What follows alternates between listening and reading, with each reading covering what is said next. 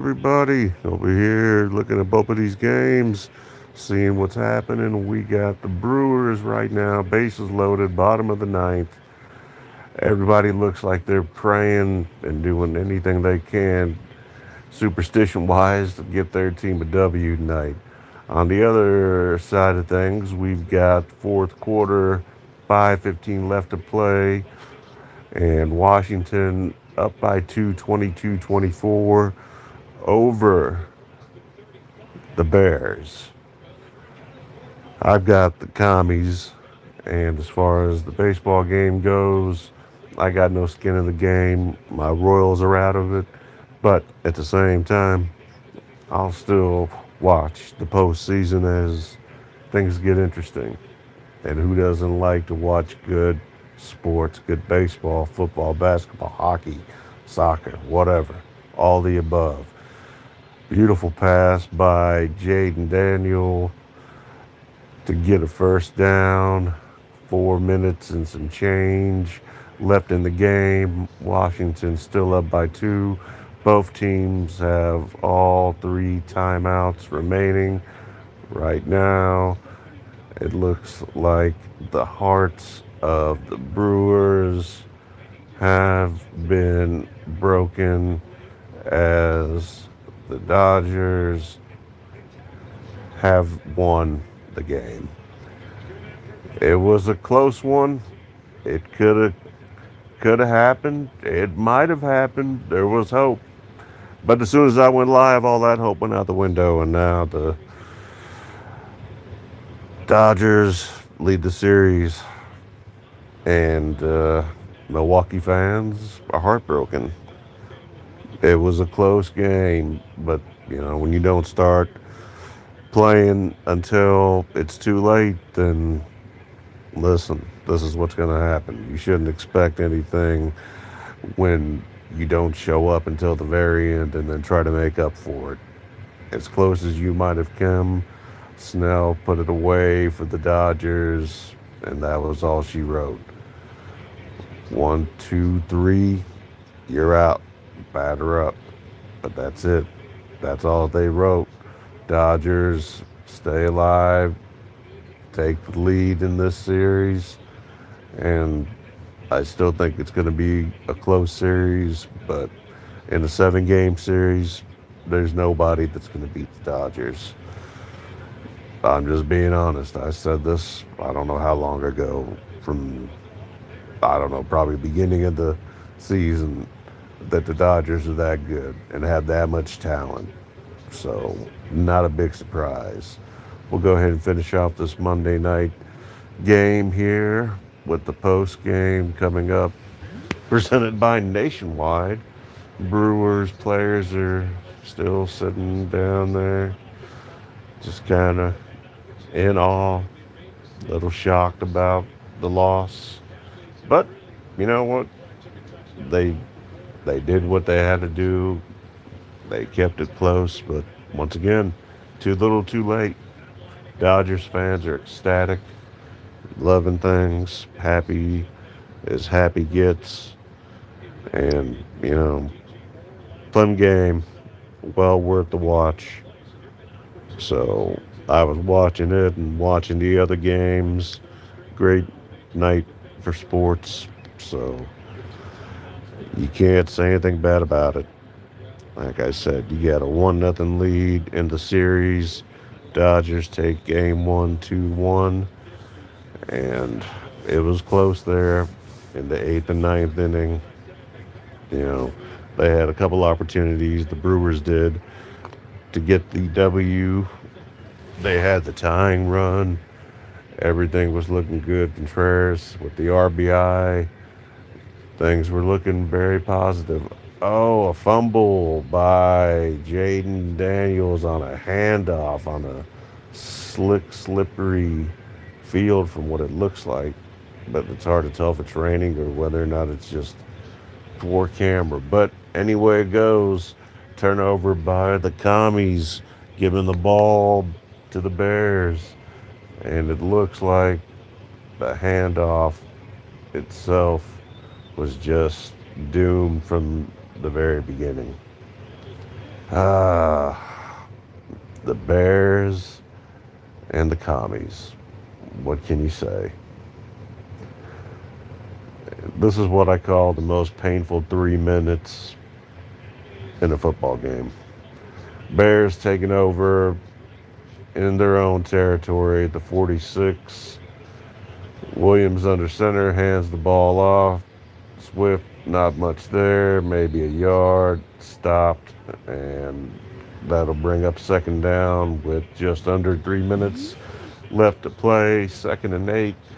Left here in the fourth quarter. Washington up by 2. Had a missed field goal earlier, did Washington. That 3 extra points would surely make a difference and force Chicago to score. And it is raining, so I'm not mistaken on that part at all. We have another handoff and another gain of about 3 yards, bringing up third down. And Payne with the stop on Swift that time. Next, we got a 3rd and 5 coming up. What is Ben Johnson going to call? The offensive genius, former offensive coordinator of the Lions, which my Chiefs beat handily last night. And they're at 500, which I predicted they would be throughout the first 6 weeks of their schedule. Now that they're getting healthy and at full strength with the rest of the members of the offense returning, it should make for the greatest show on grass or whatever other surface they want to play on. So I'm looking forward to it. It should be fun to see what they're able to do once they're at full strength. But we'll see what happens this week. They got another game coming up, and we'll see what happens. I believe it's against the. Who are they playing this week? I don't remember now who they're playing or whether they did have a bye week, but we're going to find out. Commercial break at the moment, and that's all right. That happens. Commercials. Yeah, not the first time we're going to see them. Certainly won't be the last. Yeah, Raiders are coming to town. It's going to be an early game here in Kansas City, so we'll see what happens. We'll see whether or not we broadcast anything early from across the pond between the Rams and the Jaguars, Duval County. We'll see. And then, of course, Thursday night, Steelers, Bengals. And we'll make our picks on Wednesday as we always do. The closer we know who's going to be in and who's going to be out, the better. So that's just the way we roll. It's the way we've been rolling. We're just going to continue to roll with it. It's a lot of rolling. I know. Still commercial break here. Still a 2-point lead. Still Bears ball. And still waiting to see what happens. Here we are. 2-minute warning. 3rd and 5. Not in field goal range. Sitting at the Bears' own 49-yard line. Big 3rd and 5 coming up right now for the Bears. What is Coach Johnson going to call? Kicker's Jake Moody, pretty reliable guy. Not the most favorable of kicking conditions, but what do you do? You know, Commanders were doing the right thing by keeping it on the ground, trying to play it safe, but that ball slick, the handoff got bobbled, and next thing you know, you're trying to do everything you can to stay in this game and not give up a game that you should be able to win. First down, completion from Caleb Williams, clock running, minute and 42 seconds left to play. Commies with all 3 timeouts, Bears with 2 timeouts. Nice little pass. Inside, had his man open where only he was going to get it. Bears keep it on the ground, right outside of field goal range. Swift with a nice pickup of 4, bringing up a second down at 6. And the clock stops with 126 left to play after a timeout is taken by the commies. Should make for an interesting, eventful end of the game.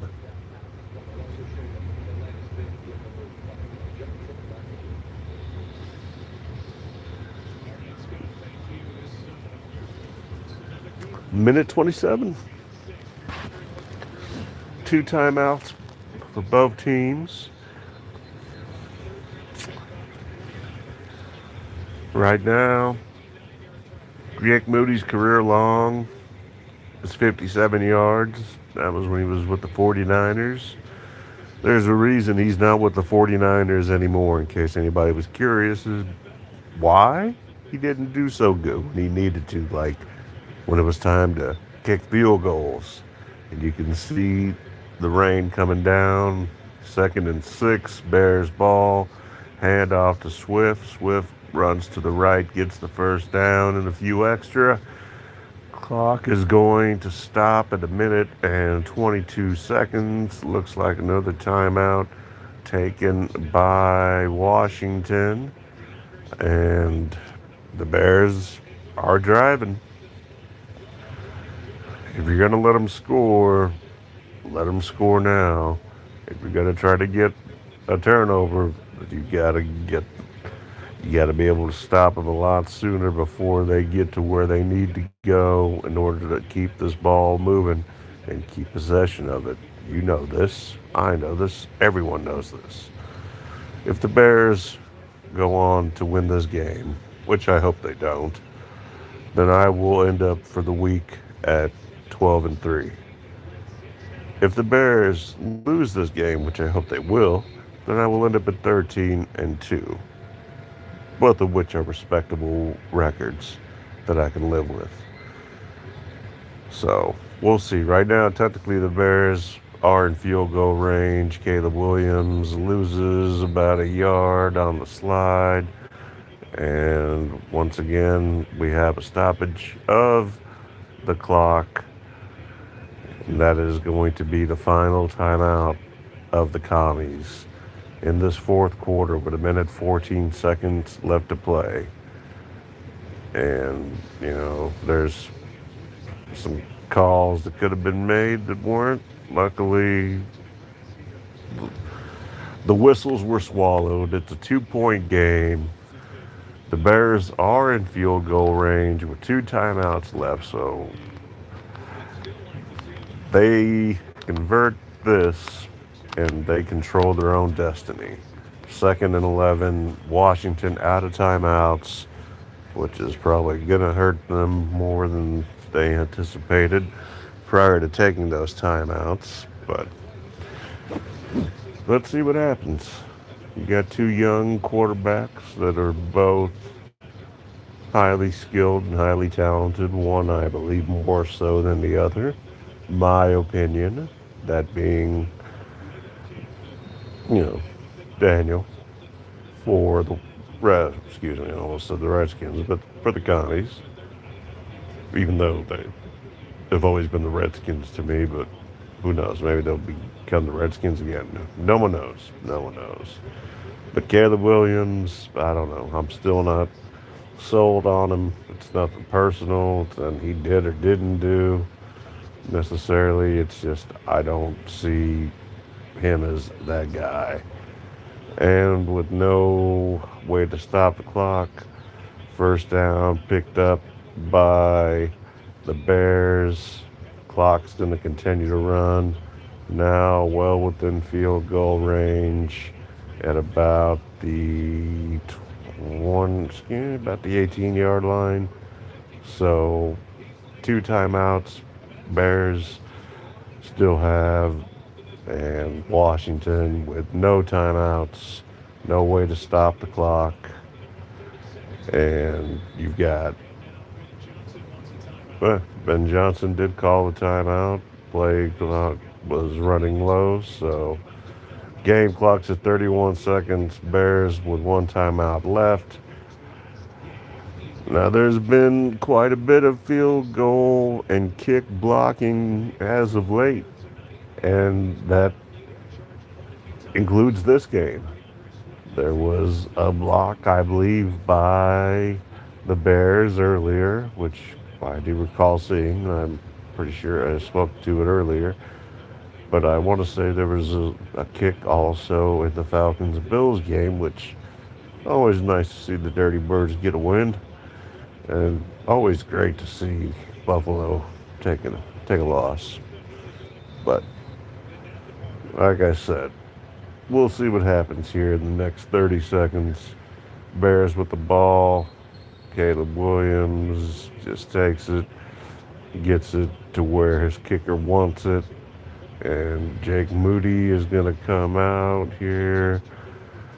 They're going to call one more timeout here with little to no time left on the clock, but enough time to go for that field goal and go for the win. The only thing that would stop them now is a missed field goal or a blocked field goal or a bad snap, a bobbled snap. There's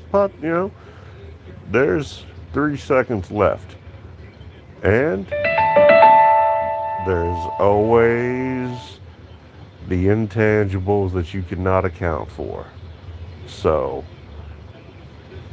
I'm pretty sure both teams have blocked one another tonight. And in both games, there have been blocks. So let's see what happens. This is for the game. 3 seconds left. 2nd and 12. Field goal attempt by Moody for the Bears and the win against the Commies. 38-yard attempt in the rain. You got a very light wind that you wouldn't think would affect a kick, but you never know. Snap, hold, kick is up, kick is good. Game is over. Washington loses 25-24 to the Bears. Congratulations to Ben Johnson for a 3-2 record. And the Commies are sitting at 3-3 with Dan Quinn. So for tonight, that's all the sports we got. We covered all the games, to my knowledge. We went live once, cut up shorts. Let's call it good. We'll do it again tomorrow. And of course, the Bible prayer verse of the day. And we'll do our weekly picks on Wednesday, as always. And from the So Fucking Great Variety Show, I'm Mad Max, wishing you nothing but the best. God bless. We'll talk later. Till the next one, I'm out. Ugh.